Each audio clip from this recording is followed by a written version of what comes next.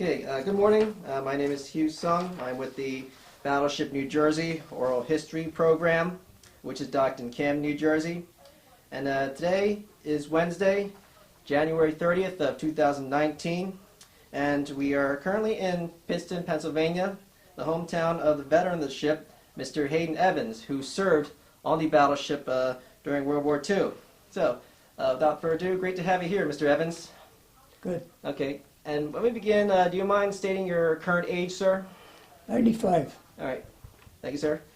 So let's begin the question by talking about growing up during this time. Do you remember Pearl Harbor, reading about it in the news? No, the only thing I remember about Pearl Harbor is I was in high school, and later on when I visited Pearl Harbor, I toured the island. I only had about 3 hours there. That was it. Okay. Was this before or after the attack, sir? No, this was during our stay in the Pacific during Okay.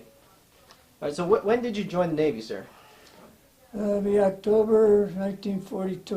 1942? Okay. Now, before you joined the Navy, do you remember hearing about on the news the build-up to the war, like whether Germany invading Poland or Japan's campaign in the Pacific? It was mainly, I was in high school at Pearl Harbor, and I joined the Navy maybe 3 months after I graduated from high school. So. All right, yes, sir. Would you say that event compelled you to join the Navy? Say again? Would you say that event compelled you to join the Navy, sir? Well, that was a long story. I got a job. The Western Union needed teletype operators, so a friend of mine and myself, we joined that, and we were unhappy with that, so we quit our jobs together, and I said, what are you going to do now? I said, I'm joining the Navy. So went to the Philadelphia Customs House in Philadelphia, and we both signed up with the Navy. Okay. Where did you go to boot camp? Bainbridge, Maryland, Bainbridge? one of the first companies in there. Okay. Anything you remember from Bainbridge, Maryland? Anything you remember from there, sir? Yeah, it was all mud. Mud and froze. Okay. It's wintertime, very cold. All right. Do you remember like the marching, the cadences, and Oh yeah, all the training? I was in inspection on the drill field, which was all frozen, and I had I guess it was a rear admiral or somebody in this inspection area come up to me and he said, did you shave today? I said, no. I said, I don't have anything to shave. I only have peach fuzz. He said, get down and shave. So I went down and washed my face and came back. That was it. Oh yeah, yeah. Shaving is something I do enforce even today, sir. Pardon? Shaving is something I do enforce even today, sir. I can testify to that. Yeah, I'm Army. All right, so after boot camp, did you go to A school for additional training? I was sent to Charleston, South Carolina, radio school. Okay. Anything that stands out from there, sir? I spent a lot of time in a drill field at night. The chief down there in charge wasn't too pleasant, and during the night guys would make remarks about him, and he couldn't find out who it was, so we spent most of the nights on the grinder. Okay. All right, so what was your title after that? Your official title, your rate? Seaman second class. Seaman second class, all right. The occupation, like gunner's mate, radioman? What was your occupation called? My occupation? Like a radioman or gunner's mate? Was Seaman second class. Seaman second class? Okay. Strikers. Okay, yes, sir. Ranks have changed over the years, so it may have been different. Like in the Army, they don't have a Spec 4 anymore. It's just specialist. No, when you weren't rated, you were a striker. We were learning to be radiomen. Okay. Call them strikers. Okay, I see, sir. All right, so after training, where'd you go next? Well, I was sent to Norfolk to pick up a destroyer, the USS John Rogers. When I got up there, it was on the way out of the port, and I went back to the receiving station. I stayed there a couple of days, and I was shipped up to the Philadelphia Navy Yard for the USS New Jersey. Okay. You didn't go out to sea on the destroyer, did you? On the John Rogers? No. Okay. All right. So you got to New Jersey, and this was at the Philadelphia Navy Yard? Philadelphia Navy Yard. Okay. What was your first impression when you saw the ship?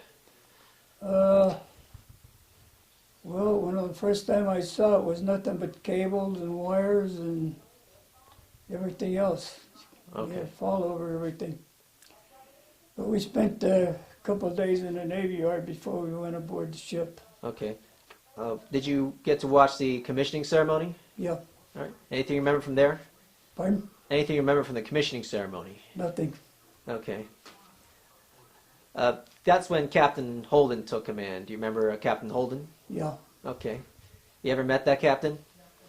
Yeah, I spent a couple of times, close to him, but I never really had a conversation with him or anything like that, no. Okay.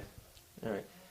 So after the commissioning ceremony, did you go to sea trials with the ship? Yeah, we did all the trials, Okay. shakedown cruises. All right. Were there civilians on board, like civilian workers at the time?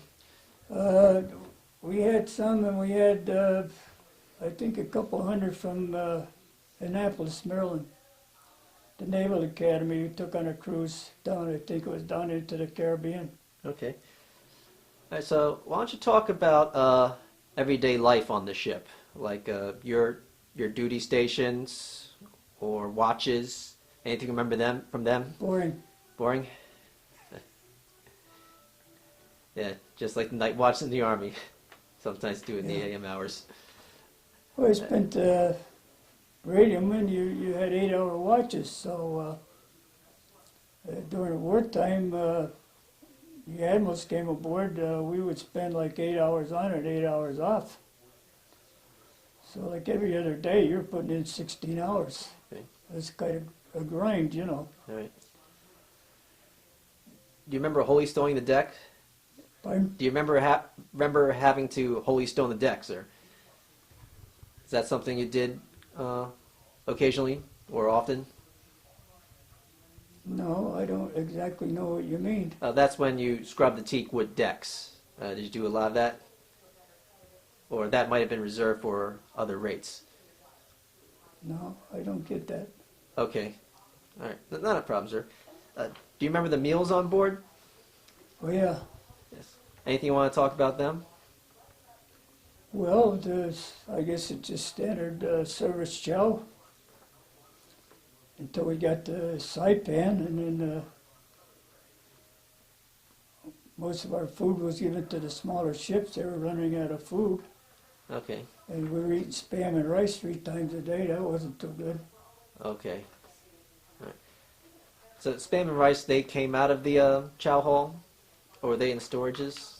Well, when I came out of the chow hall, I would go topside, and I would sit on a stanchion there. I had my seat. Okay. I did that 3 times a day. All right.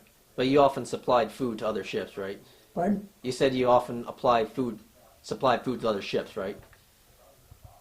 I don't understand what you're saying. You said you often supplied food to other ships? Well, that was during the war, yeah, at Saipan. Like, We were running out short of food, so we shipped a lot of our food, went to the smaller ships. okay. Because the ship did have a bakery, you remember that? New Jersey had a good bakery. Okay. But some destroyers did not. I don't know. Okay. It was a boarded destroyer. Okay. All right, understand. Is there anything you remember in terms of like entertainment or activities that sailors participated in? I think once in a while we had a movie, very seldom. Until we got to Tokyo, there was a movie star came out and put on a show in Tokyo Bay. That was about the only show I saw. Okay. I think we were in a lagoon there, near Mogmog Island, and I think we had a movie. That was about the only entertainment I remember. Okay. No problem, sir. Do you remember interacting with like the chiefs or the commissioned officers? Like the interaction between them and the other enlisted sailors? Well, I had friends I don't know exactly what you want, but I had a friend who was a lieutenant, and you know, we were more like family there in the radio Okay. communications CR division. All right. Because So I just hear from other veterans, some might have had rough experiences between the officers and how they treated their men, whereas others were more lax. So I'm not well, sure. you had some good ones and you had some bad ones. Okay, so you saw both. That went from the chief all the way up. Okay, so you kind of saw both. Some were polite, some were courteous, whereas some as were. Correct. Okay, yeah, kind of see that. I'd like to have some today. Oh yes, yeah. And my officers are pretty chill, but I'm sure if I go to another unit, it might be different. So I have to maintain my military bearing. Yeah. All right, so finishing up like the shakedown cruise and stuff. Do you remember going through the Panama Canal or crossing the equator? Yeah, that was very interesting. We went down to Trinidad, and we had Liberty there, and everybody was bringing back stocks of bananas. So when we went through the canal, we had bananas hanging all over the place.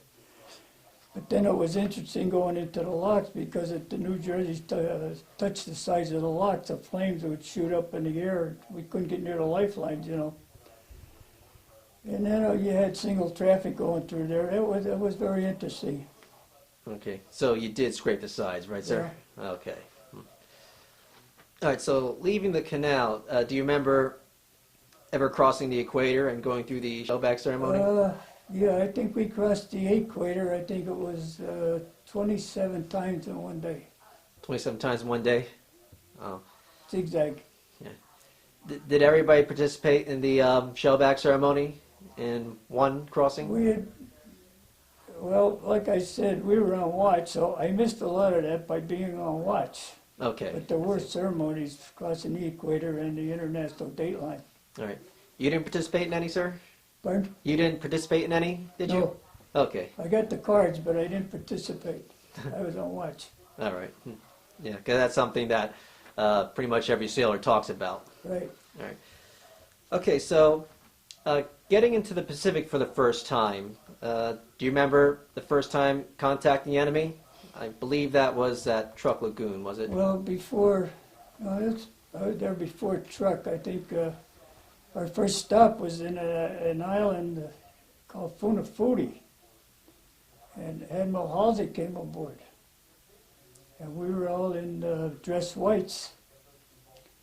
And I was close to the forecastle where he came on board, and he looked around and he said to Captain, he says, Captain, he says, this is the fight Navy out of here, get rid of those whites. So from then, everything we had was dyed blue. And that was our first stop in the Pacific. Okay. And from then on, next I remember, I think, was during the Marshall Islands, our first contact with the Japs. Okay. Was it enemy aircraft or surface ships? No, they were here and there. They were spotty, but I couldn't pick out where exactly that was, you know. Okay. All right, so after that, this was February of 1944 when the New Jersey and the Iowa reached Truk, and you came in contact with surface ships, and I believe shore battery fire at the ship. You want to talk about that event? Well, yeah, we were on the way in. You had to work your way into the channels there because all the coral reefs were, yeah, I guess they had to, you know, feel their way in there, and we had going past a big rock wall and fired an 8-inch shell out of there, and it was almost point blank range, but they missed.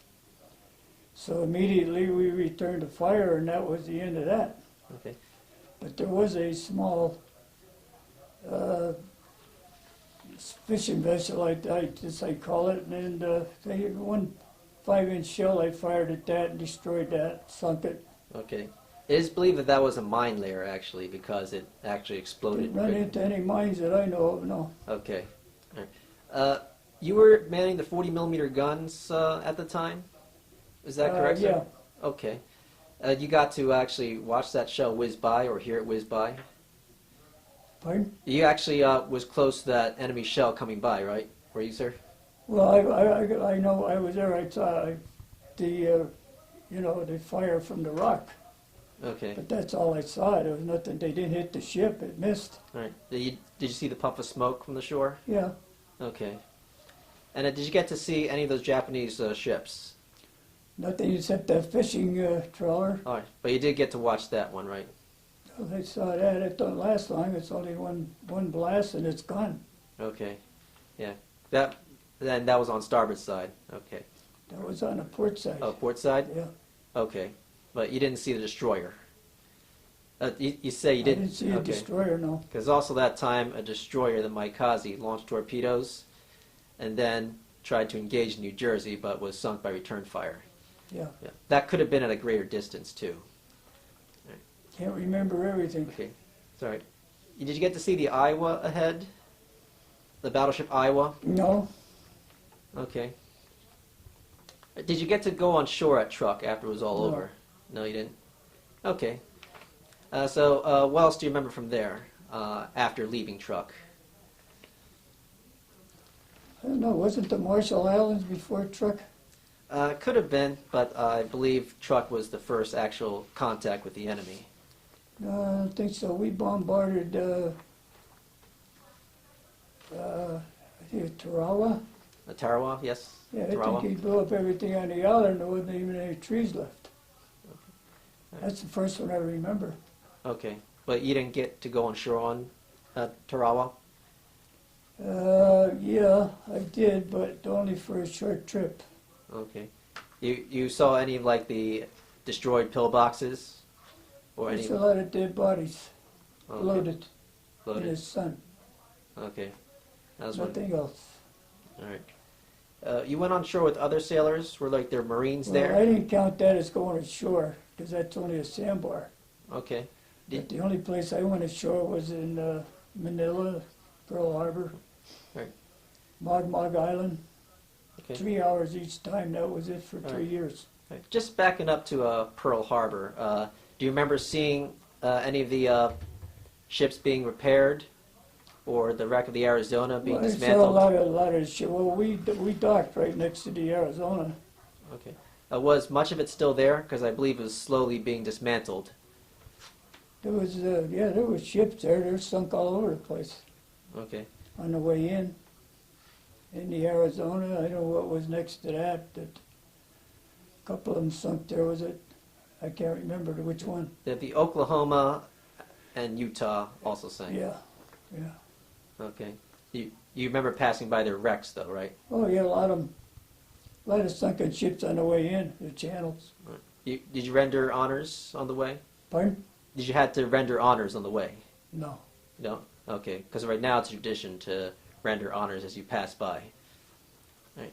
Okay, so let's talk about Saipan and Philippine Sea. Do you remember that? Yeah, Saipan, I remember. That was, I don't know what you want to know. We were, as far as the ships are concerned, when we anchored in Saipan, you could see all the Japs committing suicide or jumping off the end of the island, off the cliffs. Well, you actually watched that from the And ship? a lot of our small ships were running out of destroyers and stuff like that. DEs were running out of food, so they were taking our food. But you were witnessing the suicides from the ship, right? Oh, sir? yeah. Okay. Yeah, there was mass suicide on Saipan and Okinawa, so. Yeah. This is also called the Marianas Turkey Shoot. I believe the Japanese actually had airplanes coming close to the ships. You didn't see any of that? Yeah, we had a lot of planes. I remember one day was on the gun there. I can't remember where it was, but we had a twin-engine Betty, and it came into the far front of the formation of ships, and it flew all the way around. And the sky is full of flak, and that guy did nothing touch the plane, and it went off. As far as I know of, it was never hit. Oh, so a Betty bomber. It was a twin-engine Betty. It was a bomber, twin-engine bomber. Okay. It flew. But that's so close to the water, and the sky is full of flak, But I remember seeing that guy flying off, and nothing ever touched him. But you were shooting at these planes too, man, the Yeah. 40 millimeters? Oh, yeah. Okay. were you loading or shooting? I was a 40 millimeter. You know, past the ammunition. Okay, so you passed the ammunition. I wasn't a gunner, no. Okay. Yeah. So why don't you describe the 40 millimeter guns when they fired for the historical record? Don't know anything about them. Okay. You're just too busy passing ammunition? We had 40 millimeter shells, 4 in a clip. We passed them. That's it. Okay, so you're too That's busy all loading. I know about them. Okay. Were you on decks when the 5 or 6-inch guns are fired? Yeah. All right. Why don't you talk about them? Well, if you were underneath a 5-inch gun when it went off, you probably got a busted eardrum. If you're out on deck when the 16s went off and you're in the right place, you got knocked flat. That didn't happen to anybody, getting knocked out by the guns? Oh, yeah, there was, I know there was a couple guys that had busted eardrums. Okay. And there was no But hearing? that was mainly during practice shots because they would fire them. They just announced turret number, gun number 5 or something like that. They would announce that and then it would fire. And if you were caught there, I know there was a couple guys that had busted eardrums. There were no hearing protection back then, was there? You what? There was no hearing protection back then? No. No? Okay. All right, so after the Philippine Sea, there was Leyte Gulf, and Admiral Halsey was on board for a flagship to, put as his flagship. Yeah, he was on a couple of times, flag. Okay. So while we're mentioning him, why don't you talk about Admiral Halsey? Like any interactions you had with him? He's a great guy. When he came on near the end of the war, I was transferred off the guns and I was put in emergency radio 3. And they started to put out a newspaper, or tried to put out a newspaper. And I copied press schedules from London, England, and Reuters and the NSS in Washington, D.C. At 3 o'clock one morning, we kept the doors dogged down, and somebody was trying to get in. So I went over, I opened the door, and when I opened the hatch, I'm looking right at Admiral Halsey. So he said to me, "What are you doing here, son?" And I said, I copied press schedules for news, which was mainly in the European theater, matter of fact, I think it was around the time they invaded Italy with the General Patton and his tanks. And he said, "Do you mind if I come in?" Well, I'm stuttering, I'm surprised, so yeah. So he came in and he sat there and he wanted to know, I had to describe to him what I did. And I was getting ready to copy one schedule from NSS. And he said, "Do you mind if I watch?" I said, "No." I said, "All I'm doing is copying code." So this stuff came over in plain English, so I copied the stuff, and it was about the General Patton. So anyway, he had a cup of coffee, and I told him, I said, "We delivered the paper up to your cabin up there," and the Marine on the guarding the door there, he's sleeping up against the bulkhead, So he didn't pay any attention to that. So he was out roaming around the ship by himself. So that happened twice. He came back, I guess the next time he came aboard, I don't know when it was, but anyway, he came down again. And he had a cup of coffee. He seemed like a real nice fellow. I liked him. All right, so let's talk about Leyte Gulf. Do you remember being on board during that event? Yeah, we were all over the Philippines there. The Solomons and the Leyte. Okay. Spent quite a bit of time down there. All right. You don't remember contacting the Japanese, did you? Because the ship... They had a big battle down there. I think No, there was that... I couldn't swear to the exact time, but we finally ran into some of the Jap fleet, and the Third Fleet split up into sections. We chased a cruiser down, sank a cruiser. Yeah, But, being a regular seaman aboard ship, you don't get to see a whole lot, or you don't know a whole lot. Oh, yes. So also during this time, Admiral Halsey was engaging the Northern Fleet, and he thought he neutralized it, so he went to chase a decoy fleet. Do you remember anything from those decisions he made? No, not only what I just told you about him coming down and coming Okay. into the emergency All right. radio room. Because he took a lot of criticism for that move. Yeah. Yeah, because he left that exposed, and the Japanese fleet that he thought he neutralized Well, that slipped down. takes in the whole fleet, you know. It's Oh, yes. He did destroy the carriers of the decoy fleet, though, but it was one of his most criticized moves. All right, so after Leyte Gulf, the Admiral Halsey went to a typhoon. Anything you remember from that? The typhoon? well, that was a huge storm. It's unbelievable. But I was going on watch up in the conning tower, and I had just gone into the bridge, and that's 16 inches of steel up there in the conning tower. So I opened a little hatch, and I was getting ready to go in through the hatch, and all the lights went on. So I looked, all you could see just a flash of the side of a ship. And when they go down, they come back up on the next wave, the ship is gone. So I understood it was either a DE or a destroyer. It sat down on top of the number 2 turret.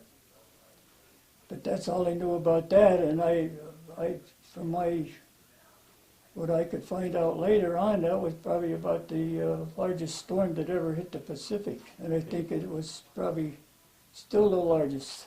Okay. Huge. The battleship goes underwater all the way. It's a pretty big wave. All right. You got to see the waves crash on the ship? You can't see them. It's too dark. Okay.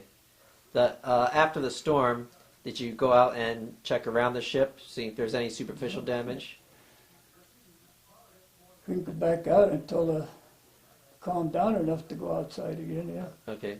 Was there any like superficial damage around the ship? The only thing I can remember from the damage from that ship being sitting on top of the turret, well, I think we had a couple cables busted on the lifeline. Okay. The lifelines on the battleship were just steel cables. Right. And I think they busted a couple of posts, and that was all the damage we had. Okay. Now, during Thanksgiving of this year, which was 1944, Admiral Halsey had Thanksgiving dinner down at the enlisted mess deck. Right, Yes. You remember that? yeah. Okay. Were you there, or you just heard about it? Yeah, I was at the next table. He had pictures there where he took his picture, but I was at another table. Okay. How was his interaction with the enlisted crew? My opinion of Admiral Halsey, he was a great guy. He talked to like I said, he roamed around. He'd leave his guards sleeping at the door of his cabin, and he's out roaming around the ship by himself. No. He never caught the guard sleeping, did he? He'd by himself. He'd Oh. come down, and Radio 3 was down at third deck, is down near the engine rooms. Oh. And he's coming in through one of these hatches. We kept this door dog down, and used a pipe to open them up, And there's somebody trying to get in that, so I got another pipe, and I started from the inside to undog the door. And when the hatch opened, Halsey's right there. We're looking at one another about a foot away. Right. So- And he came in and visited with me, and he did that twice. I talked to him twice. And then on a third occasion, I was on the radio watching with his staff. They bring on a whole staff of his own radiomen. So it was in between. I think it was just before Okinawa he came aboard.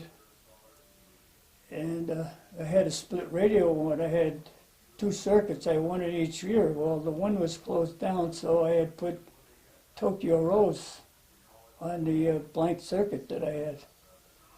And the first thing I knew, there was somebody alongside of my ear.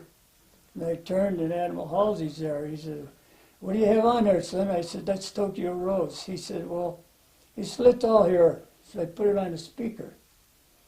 So we all put Tokyo Rose on the speaker, and everybody was listening to Tokyo Rose. But this is in between operations, Okay. That So, was a no-no.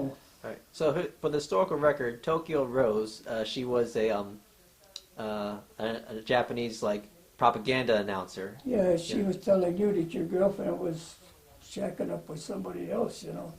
Oh yes. All right, just for the historical record, because not everybody knows. You couldn't pay any attention to her, you know. But where she got the information, I don't know. She used names and everything else. Okay. Where she got them, I don't know. All right. Okay. Also, this was during Christmas of 1944. Do you remember any like Christmas events on the ship?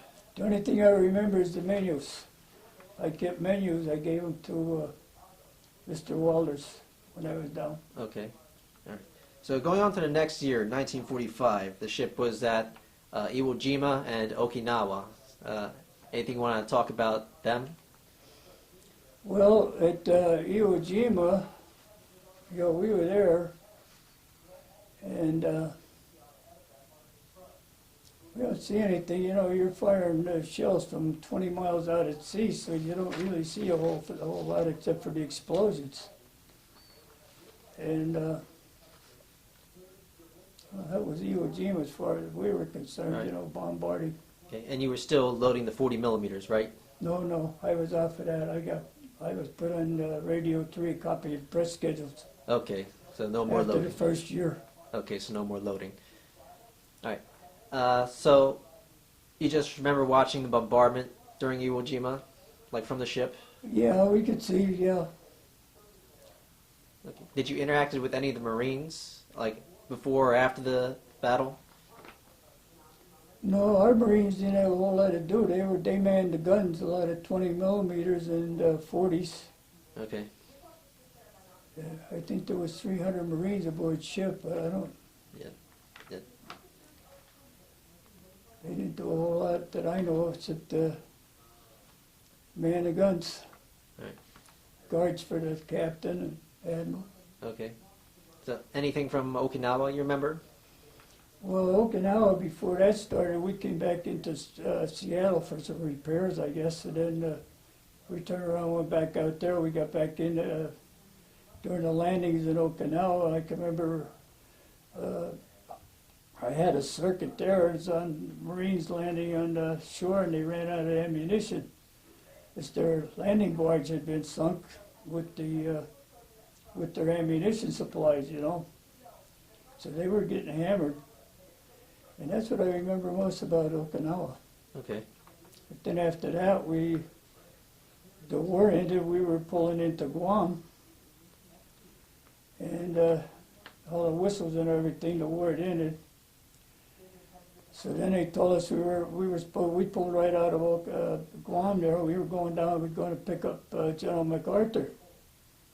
And from what I understand is that MacArthur found out that when he was aboard ship, he wasn't the boss. So he didn't like that, so he wouldn't get on the ship. So we turned around and we went right into Tokyo Bay. I think it was the second day of the occupation. And that was the end of that.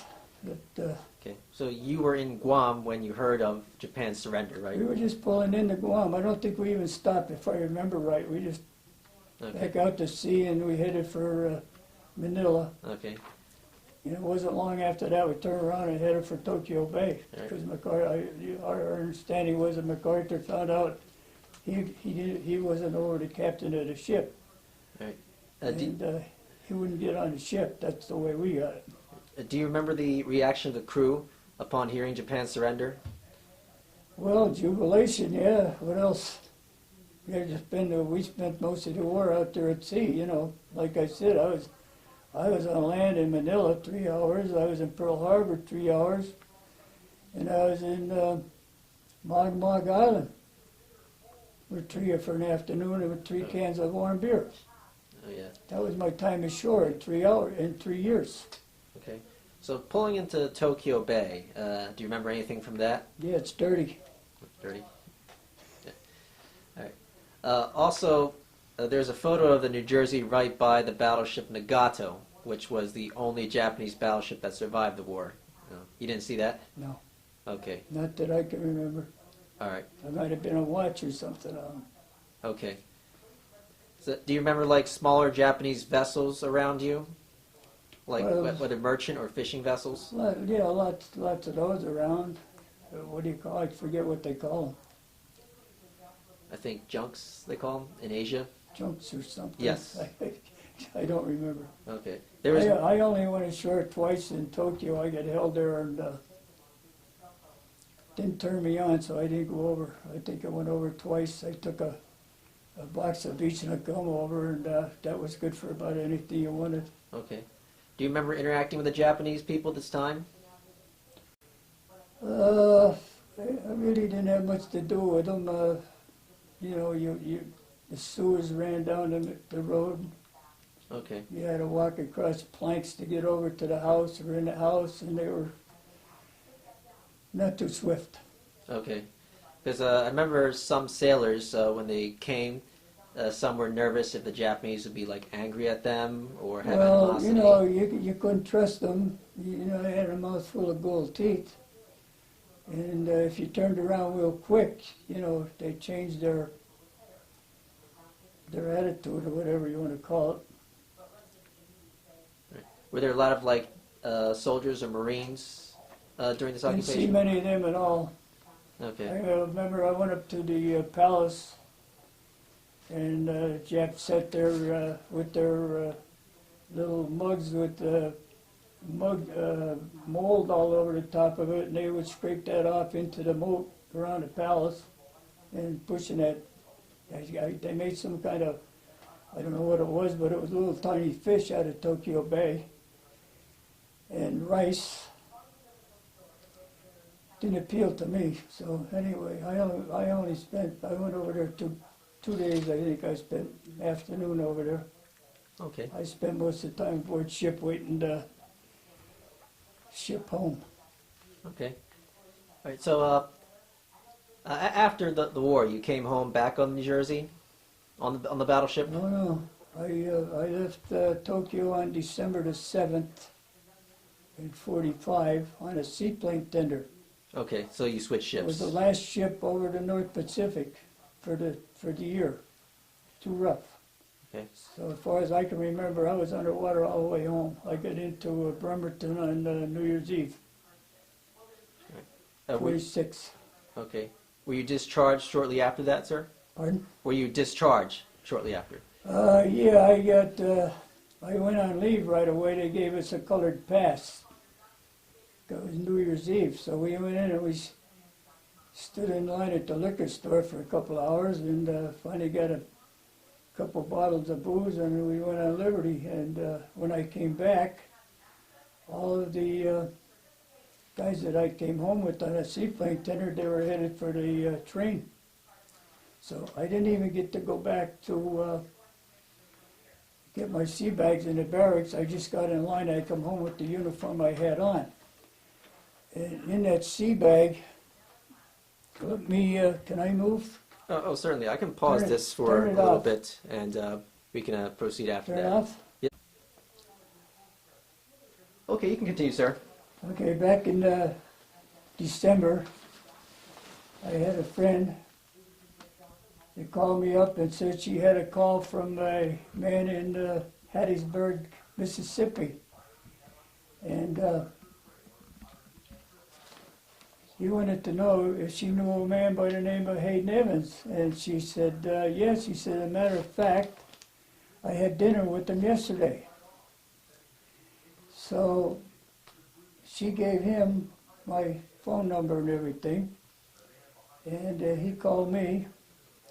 And he said, I received a Bible from a friend who just died, and he said inside the Bible, he said, was his name and the name of a church in 44, Pennsylvania.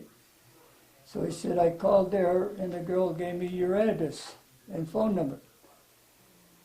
So anyway, he says, I thought this Bible should be returned to where it came from. So then I explained to him how I got into Seattle, and I went on a little celebration for New Year's Eve, and I left the sea bags in Bremerton, Washington. And in the sea bag was a Bible. So anyway, he took it and he returned the Bible to me. I had the Bible right here.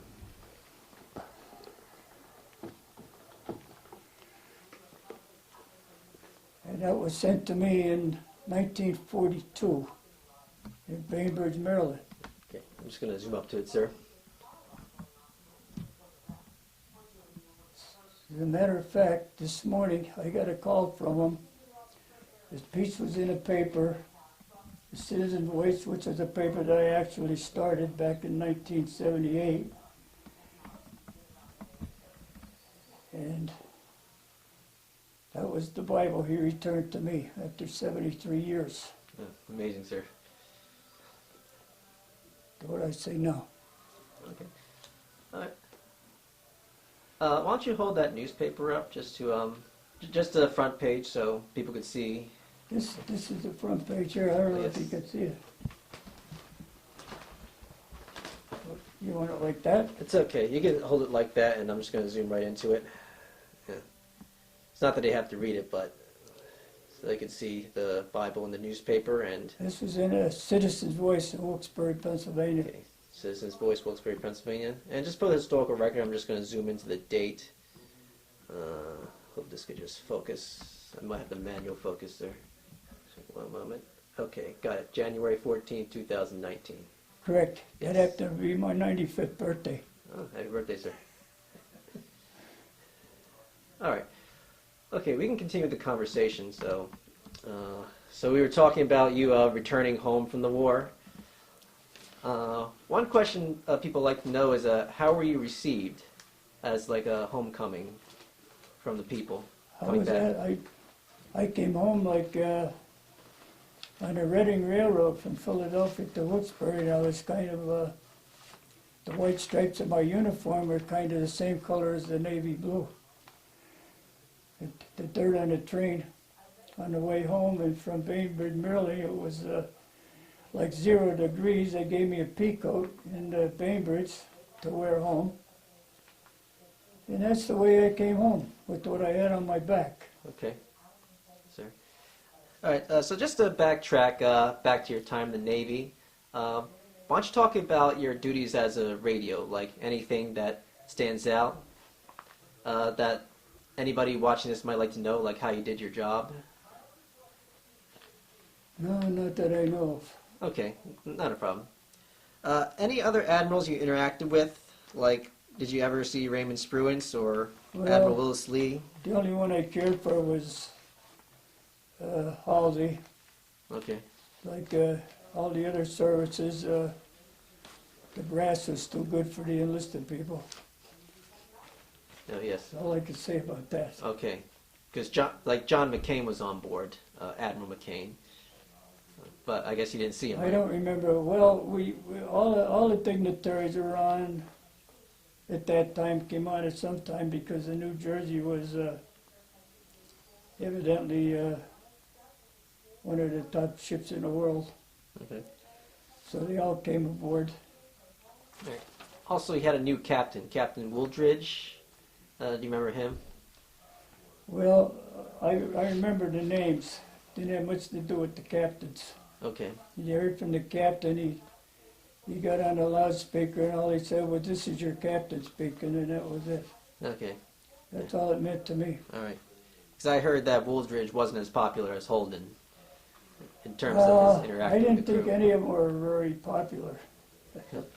You didn't see much of them, Okay. All right. and I never saw the captain walking around the ship. Admiral Halsey, he walked around 3 o'clock in the morning. Okay. I never saw the captain walking around. All right. Because the captain during Vietnam walked around a lot. I don't know about Vietnam, I wasn't Yeah. there then, but Yeah. during World War II, I guess there was 2 captains there. Yes, there were. Holden and was it Woodbridge? Wooldridge. I don't think I ever saw the guy. Okay. All right, so we're just about the close to the end of the interview. So the rest of the questions are going to be questions that a lot of researchers would ask. So the first one is, I know you mentioned a lot of port of calls, but is there any of them that like stand out, like any memories? Like Ulithi you mentioned. You mean the ports of call? Yes. Like anything that stands Yeah, out? Like- we was very brief. we had a lagoon in where Monmouth Island was it in the Caroline Islands? I forget. So where the ships would go in, we stopped there once, and we got liberty in 3 hours of Monmouth Island. But that was about 120 degrees, and the coral was like razor blades, so, you know. Then I got 3 hours in Manila, which was nothing but a walk down Main Street, I guess, and back to the ship again. And I got 3 hours in Pearl Harbor. That was my time ashore in 3 years. All right. Also, a question that a lot of educators might ask is, how were the race relations at your time in the military? Like interactions with minorities? With who? Like interactions like between white sailors or black or Hispanic sailors? Like anything you remember from there? No. Okay. All right, so it's pretty much everybody doing the job in the military. Well, I don't know what you're looking for, really. Okay. Some might have something to say, like interactions between white or black sailors, but if there's nothing you remember, then don't worry about it. No, nothing like that. Okay, no problem. Now, you said you returned to the battleship for the first time during the 60s or 70s. Was it? I think the first time after the war was when the ship must have left Japan and came back into New York City. And driving down the battery there along the Hudson River, and I'm staring at the bow of the ship, 62, right over the road. So my dad was driving the car. I said, "That's my ship." So I said, "We got to stop." So we stopped, parked in the parking lot, and went going up the gangway, and I ran into a fellow that was a good friend of mine during the war from Long Island, and we went back aboard ship. So naturally, I left my mother and father and my girlfriend on deck, and I said to my friend, "Let's go down to the radio room." So we went down there, and we ran into a boatswain's mate, wanted to know what we were doing down below decks. So I just told him we were going down to Radio Shack. Well, he said, "You can't go down there, get out of here." So, okay, we knew the ship like our back of our hand. That was our home for 3 years. So we just went up another way and back down to Radio 1. And there was a fellow, we asked if anybody left from World War II on there, and there was one guy, his name was Green from Florida, but he was gone on leave, so we didn't see him. So then the next time I was in Long Beach, California, I think the ship was coming back from Vietnam. And I talked to the officer today, and he said, "Yeah," but he says, "The ship won't be coming in until tomorrow morning." So he said, "If you come back tomorrow morning, you can get on it." So the next day we went back on. It was foggy. I had to wait for an hour for the fog to clear so they could dock. And I took my family aboard then. I was married later. That was a few years later. I don't remember the year. Okay. So that was twice. And then when I belonged to an organization that was formed by members of the New Jersey, and they had a convention in Daytona Beach. So I had a condo, and I was in Daytona Beach quite often, so I went to the convention, and elections come along. Well, it seemed like World War III was going on between the World War II veterans, Korean veterans, and Vietnam veterans. Then the next thing after that, they would start raising money. They were going to bring the New Jersey into Bayonne and make a monument, memorial out of it in Bayonne, New Jersey. Wait. We could pause it for a little bit. Okay, continue, So, sir. anyway, later on, I heard that there was an official from the state of New Jersey that he wanted to bring the New Jersey to Camden as a memorial. So then I heard there was some kinds of problems with the money that the original organization had raised to bring the Jersey into Bayonne, New Jersey. And from then on, I sort of lost track. I don't know whether they presented the money to this official in Camden or what happened to it. I often wondered about it. Oh yeah, that's something that we don't talk about much. So that ended that. But Navy eventually awarded the ship to Camden, New Jersey. They ought to know that. I won't know. Yes, they don't tell me a whole lot No. about that part. Yes. Have you been back to the ship when the ship became a museum? Yeah, I've been back twice. I took some people down. I gave a lot of memorabilia that I had. I gave to a fellow by the name of Walters. Dan Walters or something like that. And I have a copy here of the stuff that he sent me. He gave me a copy of it. And I don't think he's there anymore, is he? Don't think so. He might have left a few years ago. But the last name does sound familiar. But that was the last time I was down. And now I'm too old to climb the ladders and everything, so I don't bother. Okay.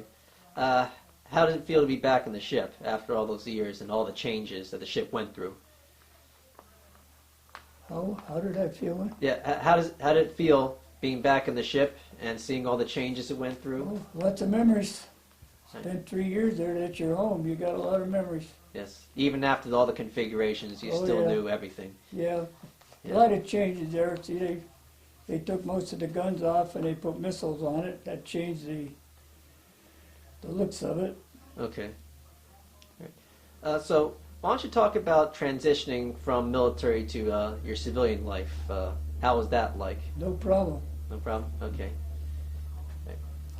So what kind of career did you embark with after that? And did you ever transfer your Navy skills to your career skills? Transfer who? Your Navy experience to your civilian career. No, I ended up being a newspaper man. So I did all kinds of stuff on the newspaper. I ended up being a printer, Okay. Right, yes, sir. linotype operator, which is extinct. Don't have them anymore. Okay. Right. But that was my life. Okay. So, what was the newspaper's name, sir? Pardon? What was the newspaper's name, sir? The newspaper's name. Well, I started with the Times Leader, which was a family newspaper, but then they were bought out by Capital Cities in New York City, and they wanted to destroy the unions and all of that, so we started this paper right here, the Citizen Voice. Right. That was in 1978, and this is a copy of the paper from about the 14th of January, Yes, sir. 2019. Okay. Now, as a closing question, how did the Navy impact your life? Well, it's like I said today, I think if every graduate of high school could go into the service, it would be a big improvement in the overall picture of being an American. It would do every kid good Yes, sir. to go through a service Okay. boot camp. A lot of them need it today. All right. Now, we're pretty much at the end of the interview, so a couple closing questions. First one is there anything that I didn't ask that you would like to say? No, that's about the story of it. You'll be in a seaman second class. Okay. Did, And did I tell you about how we got rated? oh, you can say that, sir. Well, they had, when we went aboard ship, we all went aboard as seaman second class. It must have been about 30 or 40 seamen second class, and we were operating as radiomen. So we had a warrant officer who was a regular Navy man, and he was a smart guy. He trained all of us radio people to you know, operate with the Navy. And down the road, when you have a ship's company and you have so many radio men, you have to transfer if you're over the complement. So he kept us all as second-class seamen, and he didn't have to transfer anybody all during the war. So at the end, near Okinawa, the officers and people that decoded the messages were having problems breaking the codes. So a friend of mine came to me and wanted to know what was the matter. Well, he had come on there as an ensign, and he was now up for like a lieutenant commander, junior grade. So I told him, I said, well, I said, I come on there as a seaman second class, and I said, I'm still a seaman second class like all the rest of us. I said, you brought Admiral Halsey's on here, you brought Admiral Spruance on here, and I said, our radiomen were better than, our seamen second class were better than their first class radiomen. So I said, the next day, we had 36 seamen second class got promoted to radioman third class, and there was a couple promoted to second class. And I said, this is after 3 years of the war. So I said, now that solves all of your problems with breaking the codes. He said, yeah, it did. And that was the end of that. Okay. All right. Okay. You have some memorabilia to show. So why don't we start out with your picture, your portrait, if you can. I don't know what. Did you want to see that? This was my picture. Okay. I'm just going to zoom into it. No. Okay. You're a good-looking sailor. All right. I had some keys to the New Jersey. Oh, yes. That was for a particular compartment here. This is compartment 307, or emergency radio, radio 3. Okay. That would be keys. All right. Yes, sir. And let's see, you have... That was a knife that I carried all during the war. Okay. You can set it next to your portrait, and I'm going to zoom into both. I'm just going to get a good look for any researchers and historians. Because it's all visual history, so they'll certainly appreciate it. That's about all I have left. Okay. Did you have a copy of your discharge as well? Yeah. What did we do with it? If you need help getting it, I can pause this and you can reach for it. Well, I didn't. What do we do with the original? So a copy should be good. But if you need help, okay. That's a copy. All right, that's plenty, sir. So I'm just going to zoom into that. It's an honor to have that. Absolutely. I wish I kept all my degrees, but I can only find my master's. All right, sir. So, last question, as a closing question. As you're maybe aware that this will be available to researchers, historians, students, and anybody who's willing to learn about American history or military history. So down the future, anybody's welcome to it. Oh yes. So, final question is: is there anything you like to say as a way to leave a message to whoever might be watching this in the future? No, it's a great experience. It's I don't know if I want to do it again, but it was didn't do me any harm. I hear that from everybody who joins the military. We say, "How was boot camp?" They say it was great. Do I want to do it again? Absolutely not. Well, boot camp was horrible because Bainbridge was just opened up and it was nothing but mud, and then the mud froze. It was down there off the Chesapeake Bay. It was really cold. And you got the midnight watch on the clothesline. I could still feel the cold. Yes, and it's January today. All right, sir. Well, if that's all I have to say, then we can give this interview a close. So, Mr. Haydn Evans, I want to thank you for your service and taking the time to join us. And this will conclude our interview. And my name is Hugh Sung, assistant with the Oral History Program on the Battleship New Jersey in Camden, New Jersey. And today is Wednesday, January 30th of 2019, and our interview guest is a veteran of the ship during World War II, Mr. Haydn Evans from Pittston, Pennsylvania. This recording and any transcripts, abstracts, or indexes made from the recordings will be stored in the Oral History Department of the Battleship, New Jersey, as well as the Library of Congress Veterans History Project, the New Jersey State Library System, and all recordings will be made available to writers, researchers, teachers, and historians. And my name is Hugh Sung, signing off. Thank you, Mr. Evans.